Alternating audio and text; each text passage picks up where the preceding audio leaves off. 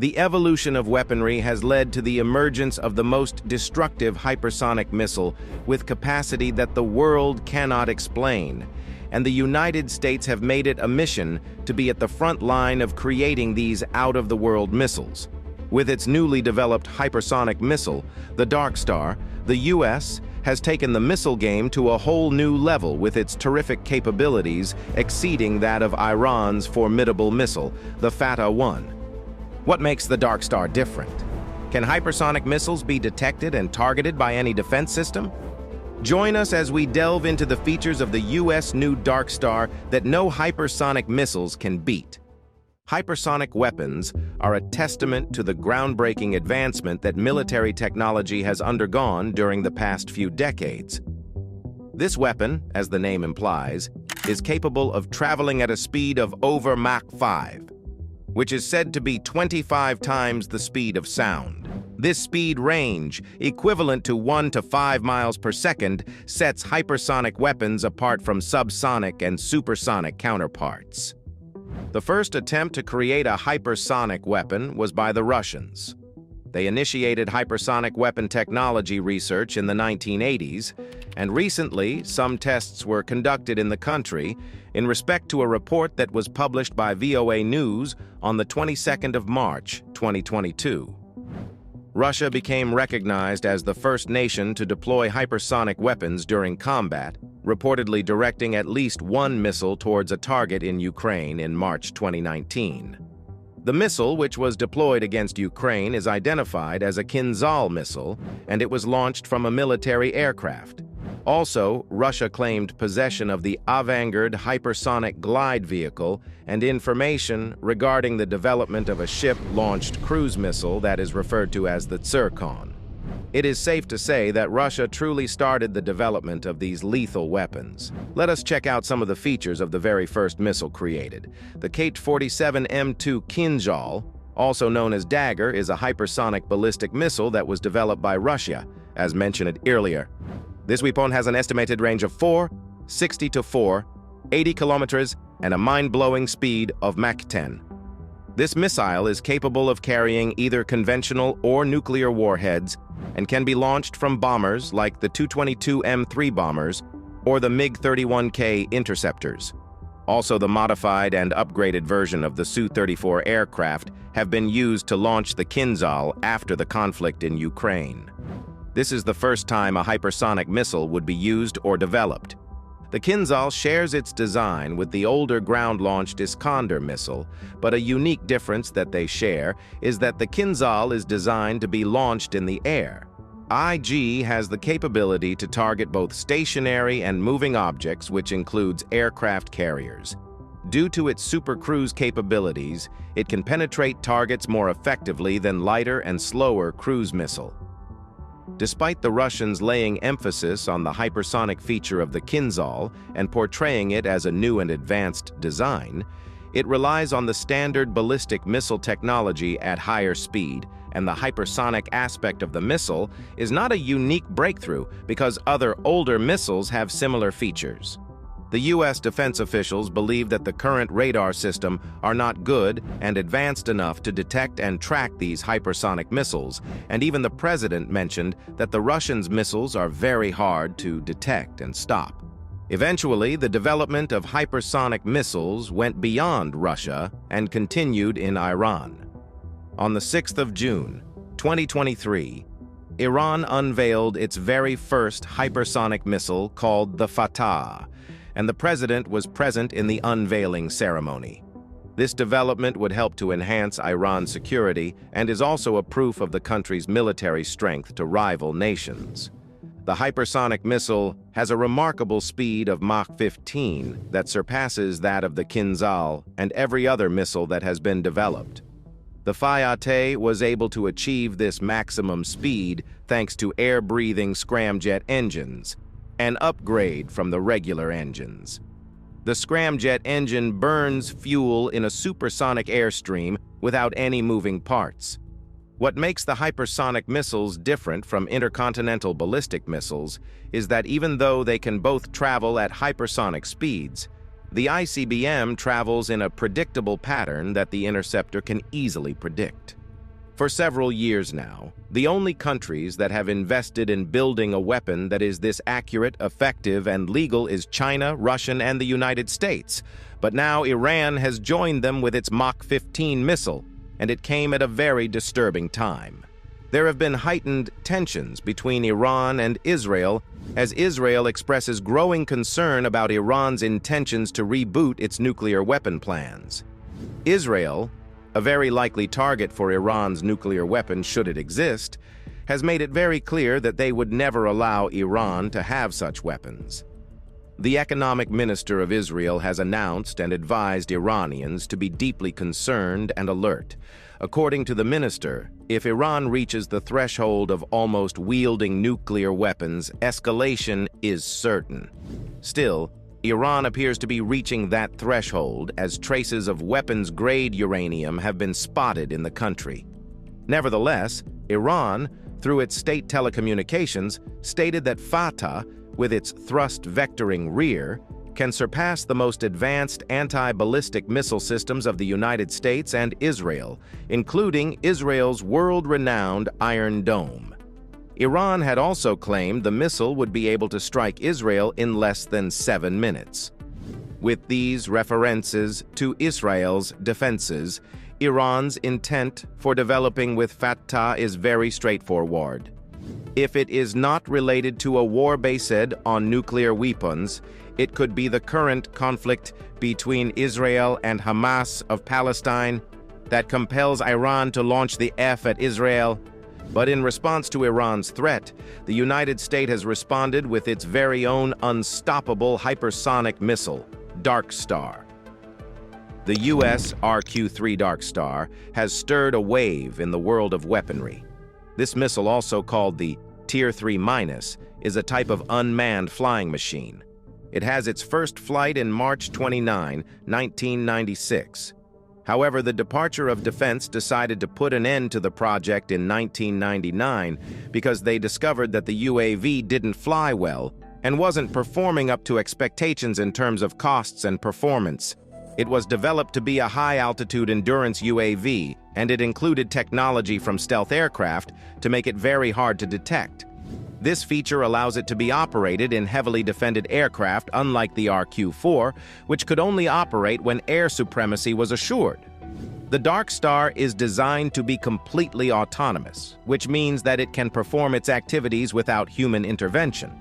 However, despite its autonomous features, human operators could adjust the UAV's flight plan and sensor direction by using radio or satellite relay. The UAV is equipped with either an optical sensor and can transmit digital information to a satellite while airborne. It is powered by a single air rebreathing jet engine. Some unconfirmed sources claim that it makes use of a Williams Rolls-Royce FJ44-1A turbofan engine. The R stands for reconnaissance in the Department of Defense, and Q means unmanned aircraft system. The 3 indicates that it's the third in a series of purpose-built unmanned reconnaissance aircraft systems. Even though the RQ-3 program ended on January 28, 1993, a report in Aviation Week and Space Technology in July 2003 mentioned that a version of the UAV was used in the 2003 invasion of Iraq. However, this has not been confirmed. Another hypersonic unmanned aircraft by the United States is the Blackbird, also known as the SR-72. As the military might of adversaries grows, the U.S. once again finds itself in need of an aircraft as invincible as the SR-71 Blackbird of the 1960s. This is where the SR-72, son of Blackbird, comes into play. It was proposed privately by Lockheed Martin in 2013 as an SR-71 successor.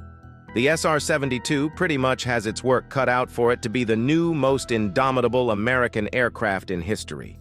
With the introduction of hypersonic missiles and directed energy weapons, the SR-72, unlike the SR-71, would protect itself with weapons like guns, bombs, supersonic and hypersonic missiles, laser-directed energy weapons, and loyal wingmen drones capable of reconnaissance and surveillance. Aircraft like its predecessor, this fighter, would also feature the most intelligent sensors and the highest quality cameras to take photos that cover 100 miles in each shot. Stealth is an advancement that has only been here one generation of fighters ago, but it's one that's here to stay. According to the Air Force's Biennial Acquisition Report covering the fiscal years 2019 and 2020, the NAD fighter would maximize its stealth features by taking an overall triangular shape, internally holding its payload, and having no distinct tail section, also known as vertical stabilizers. It is the first fighter in history to be unveiled with such a revolutionary design. Vertical stabilizers had always been required to keep an aircraft airborne until the concept of active flow control came into life in the B-2 Spirit. Active flow control uses computer brains on board to constantly adjust the flow around the aircraft to keep it airborne, similarly to how birds fly. The result of this on an aircraft is top-level stealth and, well, a not-so-wallet-friendly cost. This, to an extent, justifies why the B-2 cost $2 billion, why NASA invested a heavy $1 billion in the development of the SR-72, and why Congress has budgeted over $1 billion for the Air Force's NAD program in less than a decade. The immediate surroundings of the hypersonic UAV, as the NAD fighter, will be miles wide, as it would be capable of spotting targets, friendlies, and points of interest from tens of miles away. The sensors that make this possible come with maximum connectivity and thus the ability to share its data with every member of the fleet, whether sixth generation or not, updating every member of the U.S. with relevant information in real time. The U.S. would do away with radars mounted on aircraft to electronically configured smart skins integrated into the aircraft's fuselage. This results in increased sensor sensitivity as well as network adaptability. It also aids with communication across the fleet and ultimately improves remote control. Open architecture laser weapons that can take out targets with precision, a mixture of high-performance guns, missiles, AETP engines capable of subsonic, transonic, and supersonic flight that costs over $6 billion to develop. Loyal wingmen, top-of-the-line electronic warfare countermeasures, avionics, and communications are only some of what to expect on the fighter. But despite these advancements, decades of history have taught the U.S. that an aircraft will always have room to be better, no matter how advanced it already is. Especially with near-peer adversaries getting more and more near-peer. As a result, the fighter will come with an open architecture that enables it to take on new upgrades easily and quickly. All of these would be combined to create an aircraft with an estimated unit cost of $1 billion and a top speed of Mach 6. The hypersonic aircraft of the 21st century, the fastest operational aircraft in history, and possibly Iran's greatest threat in the sky. As unstoppable as these hypersonic missiles might sound, a technology has been created to stop them before they inflict destruction on their targets. The MIM-104 Patriot is a surface-to-air missile system mainly used by the U.S. Army and its allies. Produced by Raytheon, it gets its name from the radar component called AN-MPQ-53, known as Phased Array Tracking Radar to intercept on target or Patriot. Starting in 1984, the Patriot system replaced the Nike Hercules and MIM-23 Hawk systems for the U.S. Army's air defense. Besides these roles, Patriot also plays a part in the U.S. Army's anti-ballistic missile system and is expected to remain in service until at least 2040. It uses an advanced interceptor missile and high-performance radar systems. It was developed at Redstone Arsenal in Huntsville, Alabama, known for the Safeguard ABM system. Patriot, symbolized by a Minuteman drawing, has been widely exported. It was among the first U.S. Department of Defense systems to employ lethal autonomy. It was successfully used in the 2003 Iraq War.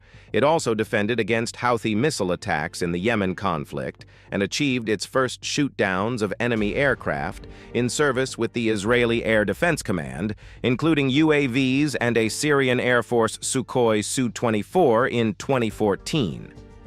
Before the Patriot, Raytheon worked on various surface-to-air missile programs like FABMDS, AADS-70, and SAM-D. In 1975, the SAM-D missile, later named the Patriot Air Defense Missile System, successfully engaged a drone, the MIM-104.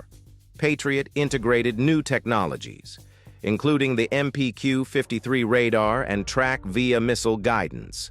They started developing the Patriot system in 1976, and it became operational in 1984.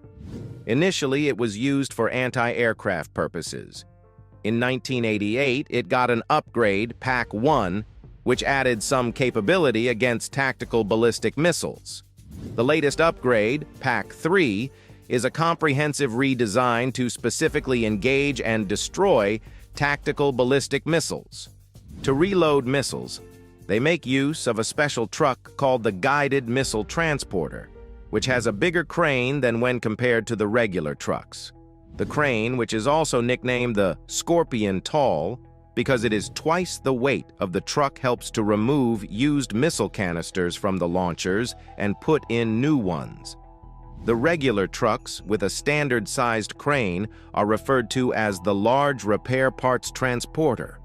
The Patriot's radar has over 5,000 elements in its antenna array that allows for rapid beam adjustments. It included an IFF interrogator, TVM array, and a sideline canceller to reduce interference. Patriot's radar is unique because it handles detection, identification, tracking, and engagement all in one unit, unlike others that use multiple radars for these tasks. Its range has a focused and flexible beam which makes it adept at detecting small and fast targets like the ballistic missile or a stealthy aircraft. Its power and agility makes it resilient against countermeasures. Also, the Patriot can swiftly change frequencies to counter jamming attempts. There are plans to upgrade the Patriot system's radar and to introduce a new digital processor and a more advanced AN-MPQ-65A active electronically scanned array radar. This radar is designed based on gallium nitride technology and is larger and possesses an improved range. Maintenance of this weapon is at a reduced cost and includes a smaller rear panel array for extended coverage. The GAN-ASA radar makes use of multiple smaller transmitters, providing enhanced flexibility and operational resilience. In October 2017, the Army chose Raytheon's lower-tier air and missile defense system radar as the new Patriot Systems radar. Unlike the old radar that could monitor only one part of the sky, mainly for ballistic missiles, LTAMDS provides 360-degree coverage to spot low-flying drones and maneuvering cruise missiles. This design includes a large central array that focuses on threats from a higher altitude and two smaller side arrays which increase powers that can detect slower threats storm miles away. Raytheon received a $383 million contract to develop the first 6 radar, which were expected to be operational in 2022. Moving on to the importance of the parts that can be found on the Patriot, the weapons control computer in the defense system serves as a primary computer in the Patriot system. It is in control and manages the operator interface, computes missile intercept algorithms, and also offers diagnostics for basic faults. It operates in a multi-processor configuration with a maximum clock rate of 6 MHz. Even though it has a relatively limited processing power compared to modern personal computers, the weapon control computer has undergone multiple upgrades throughout the Patriot's service life, with the latest version deployed in 2013. The latest version features significantly improved performance. The system consists of a modular mid-course package and a terminal guidance section that houses the TVM seeker, which includes an antenna, inertial platform, antenna control electronics, a receiver, and a transmitter. The modular mid-course package can be found in the forward parts of the warhead section and is said to contain navigational electronics and a missile-borne computer. Positioned just after the guidance section is the warhead section. It houses critical components like the proximity fuse warhead, safety and arming device, fusing circuits and antennas, link antenna, switching circuits, auxiliary electronics, inertial sensor assembly, and signal data converter. The propulsion section is that part that comprises the rocket motor, the external heat shield, and 2 external conduits. The rocket motor includes the case, nozzle assembly, propellant, liner and insulation, pyrogen igniter, and a propulsion arming and firing unit. The casing of the motor is an important structural element in the missile airframe, and it contains a case-bonded solid rocket propellant. The final part is the control actuator section that is located at the aft end of the missile. This section receives commands from the missile autopilot. It is also responsible for positioning the fins that help to steer and stabilize the missile during flight activities.